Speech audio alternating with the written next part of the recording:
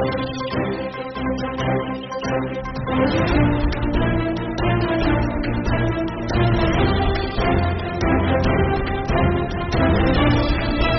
आवाज़ एक खास मुलाकात में आज मुलाकात कर रहे हैं गजेंद्र सिंह राठौर, अखिल राजस्थान राज्य कर्मचारी संयुक्त संघ के आप अध्यक्ष हैं।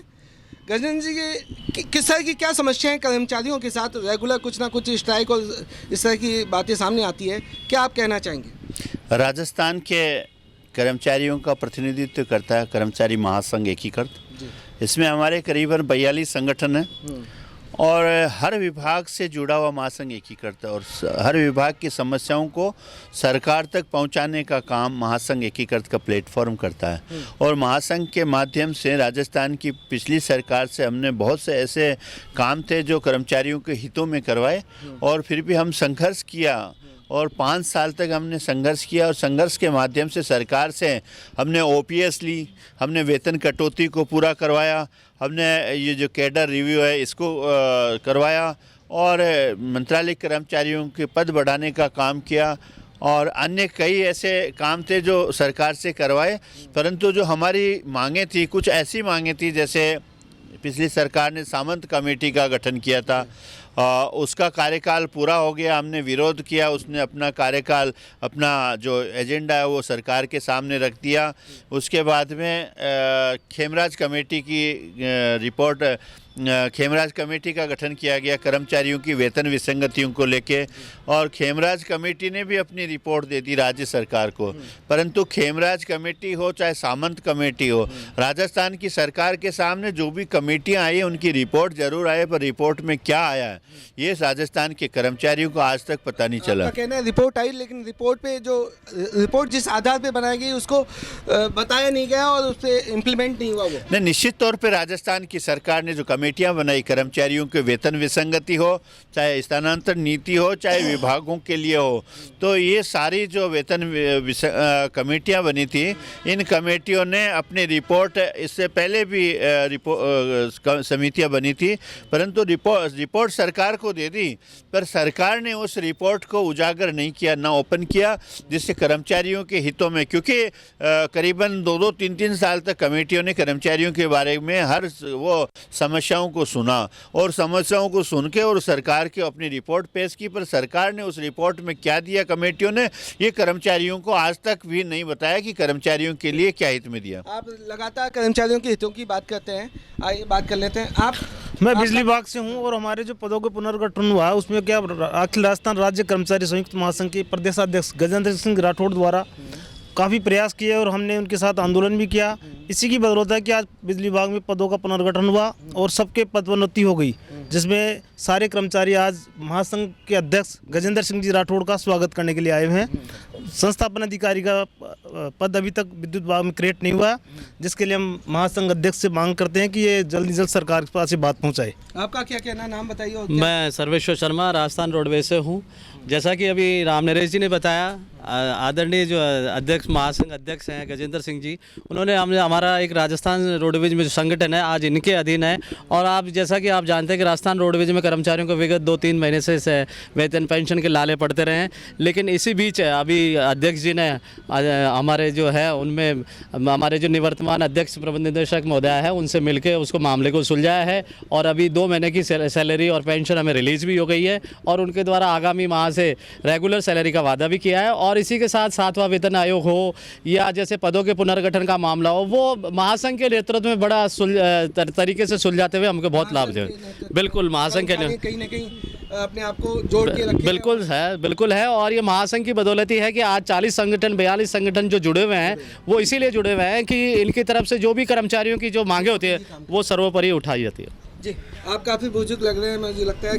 क्या कहना चाहेंगे कर्मचारी संघ? आज किस व्यवस्थाओं में है महासंघ? कर्मचारी संघ सबसे बड़ा संघ है ये महासंघ एकीकृत। ये करीब 7 लाख कर्मचारियों को डील करता है और आज तक जितने भी महासंघ बने यहीं से निकल के बढ़ाया होगा, पर ये एकीकृत महासंघ बिशन सिंह जी से टाइम से काम कर रहा है। बिशन सिंह शेखावत थे भैरू सिंह जी के भाई, जब से काम कर रहे, जब से मैं काम कर रहा हूँ इस महासंघ में, कई हड़तालें हुई, कई टूटी, कई पीटी, है ना, लेकिन कर्मचारी जगत की हमेशा जीत हुई है। आपका क्या कहना है? मैं ओम प्रकाश चौधरी, संयुक्त महामंत्री महासंघ एकीकृत। मेरा ये कहना है कि राजस्थान की सरकार ने जो सामंत कमेटी और खेमराज कमेटी की जो रिपोर्ट राज्य सरकार को दे दी गई है, उस रिपोर्ट को अति शीघ्र लागू करे और उसको उजागर करे, जिससे कर्मचारियों में जो असंतोष है वो दूर किया जा सके। आपका क्या कहना है? मैं एक सामाजिक कार्यकर्ता हूं। जिस प्रकार भारतीय जनता पार्टी का विजन था कि देश में एक निशान, दो विधान, दो संविधान नहीं रहने चाहिए, उसी प्रकार ये जो मंत्रालय कर्मचारी हैं उनका भी जैसे अन्य जो मंत्रालय कर्मचारी है उनके सम्मान बोर्ड और निगम में जो कार्यरत मंत्रालय कर्मचारी है वैसा ही इनको मिलना चाहिए, क्योंकि दोहरे मापदंड से लोग परेशान होते हैं। समानांतर कार्य है, बाबू चाहे शिक्षा विभाग का हो, चाहे बिजली बोर्ड का हो, चाहे रोडवेज का हो, उसकी ड्यूटी सेम है और उस सेम ड्यूटी का पारितोषिक समानांतर होना चाहिए और दुर्भावना नहीं होनी, दुर्भावनाएं नहीं होनी चाहिए। तो ये दीपक आज गजेंद्र सिंह जी ने जलाया है, इनके नेतृत्व में जो काम शुरू हुआ है, और निश्चित तौर से कर्मचारियों को तो अपनी ईमानदारी से काम करना चाहिए और सरकार को इनका सही प्रतिफल देना चाहिए। राजेंद्र जी, जिस तरह से आप कर्मचारियों के हितों के लिए काम कर रहे हैं, उसी तरह कर्मचारियों के पदोन्नति वगैरह सभी उस पर काम कर रहे हैं, तो आगे क्या आप कर्मचारी संघ की मांग है और किस तरह से आप देख रहे हैं विभिन्न संगठनों की समस्याओं को? निश्चित तौर पे जो हमारी वेतन विसंगतियाँ उनको लेके भी हमने कई दिनों से संघर्ष किया है। आज तक वेतन विसंगतियाँ जैसी की तैसी पड़ी है। चाहे आपने देखा होगा पिछले दिनों में रोडवेज कर्मचारी जो है जेल कर्मचारियों ने भूख हड़ताल की थी। अन्य कई ऐसे हैं जैसे LSA है जो महिला बाल विकास में है, आंगनबाड़ी कर्मचारी है, संविदा कर्मचारी जो है कॉन्ट्रेक्चुअल नियम 2022 है, इसमें राज्य के काफ़ी लोगों को फ़ायदा होना था परंतु उन्हें आज तक इम्प्लीमेंट नहीं किया गया और उसमें यह भी खुलासा नहीं है कि संविदा कर्मचारी किसको माना गया है। तो मैं राज्य सरकार से मांग करता हूँ और शीघ्र ही हमें ये बैठक करके महासंघ के जितने भी संविदा कर्मचारी है जो वंचित है इस संविदा रूल्स 2022 से, उसके लिए हम संघर्ष चालू करने वाले हैं। दूसरा, राजस्थान के मुख्यमंत्री ने बजट घोषणा 2023 में शोषित जो निविदा कर्मचारी, ठेका कर्मचारी, प्लेसमेंट की एजेंसियों के माध्यम से जो कर्मचारी है उनके लिए एक घोषणा की थी कि इनको जो है RLSDC जो रेक्सो की तर्ज पर एक कंपनी बनाई जाएगी और शोषण से मुक्त किया जाएगा। परंतु जब कैबिनेट में इसकी अप्रूव हो गया उसके बावजूद भी इसकी जो कमेटी है उसको रजिस्ट्रेशन नहीं हुआ। तो इन चीज़ों को लेके और हम लोग राजस्थान की सरकार से अब शीघ्र ही अगर राजस्थान की सरकार के सामने ज्ञापन देंगे, सरकार ने शीघ्र अगर नहीं किया तो निश्चित तौर पे राजस्थान के कर्मचारी और राजस्थान के संविदा हो, चाहे ठेके हो, चाहे आंगनबाड़ी के कर्मचारी हो, सारे मिलकर हम सरकार से दो हाथ करेंगे। जरूर आपकी आवाज़, मैं चाहूँगा कि आपकी आवाज़ सदैव कर्मचारियों के हितों की और हितों के लिए लड़ती रहेगी और आपकी आवाज़ सरकार और गवर्नमेंट के मंत्रालय तक आपकी बात पहुंचाती रहेगी। निश्चित रूप से आज की आवाज़ राजस्थान की सरकार तक हमारी आवाज़ पहुंचेगी आपके माध्यम से।